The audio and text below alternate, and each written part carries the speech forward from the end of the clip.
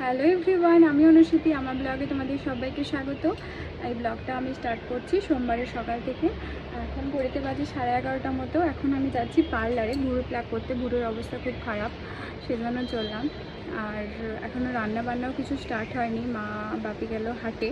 আজকে একটু মাশরুম হবে, যেটা পল ছাতু বলে, সেটা হবে। কারণ কাজের যে আমাদের দিদি আছে সে নিয়ে এসেছিলো, তো সেটা জানি, সেটা আমি কাটাকুটি করে রাখলাম। আপাতত এখন ঘুরে আসি, তারপরে দেখি মারা কি নিয়ে আসে, সেরকম রান্নাবান্না হবে। আর মেঘের অবস্থা খুব খারাপ, অনেক মেঘও লেগেছে, তো তাড়াতাড়ি যাই। দেখো মেঘের অবস্থা কিন্তু এরকম কালো মতো মেঘ লেগে আছে। আজকে আবার আমাদের মেলা যাওয়ার কথা আছে সন্ধ্যেবেলায়।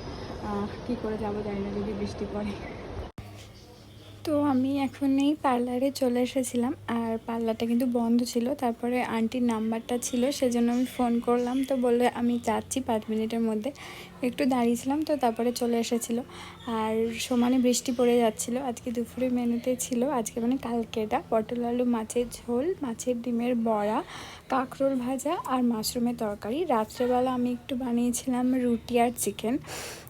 আজকে আর মেলা যাওয়া হয়নি, কারণ শানির অফিসে একটু দেরি হয়ে গেছিলো অফিস টফিস শেষ হতে।